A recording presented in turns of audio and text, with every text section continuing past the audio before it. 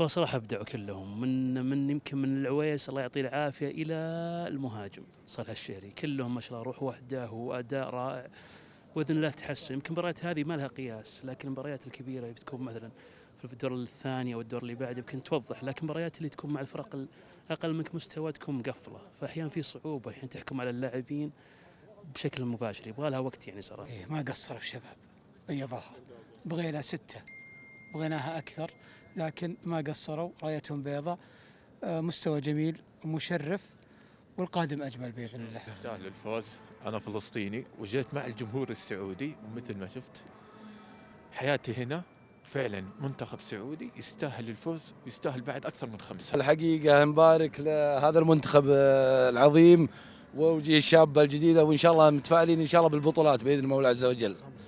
5 ما يحتاج، هلا الشباب ما شاء الله وهاللعيبة، فإن شاء الله ببطولات مي بنتيجة إن شاء الله. والله الحقيقة أنا جاي من القصيم بريدة طبعا، محمد الحماد، ومنتخبنا الحقيقة قدم مستوى رائع جدا، ويعني بدون جهد يعني أو إصابات ولله الحمد، ونهني القيادة بهذا الانتصار والحمد لله. وقليله بعد غير اللي ضاع، لكن الحمد لله على كل حال.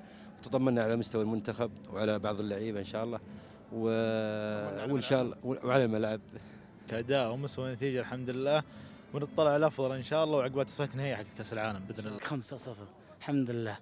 أول شيء نبارك لجهود وزارة الرياضة في عودة الجماهير، الحمد لله تنظيم مميز كويس، وإن شاء الله القادم أجمل بإذن الله. والله صالح الشهري يعني ما قصر، الله يعطيه العافية. نبارك لمنتخبنا ونبارك المنتخب الفلسطيني أدائهم الجيد، وإن شاء الله فالنا كأس العالم بإذن الله.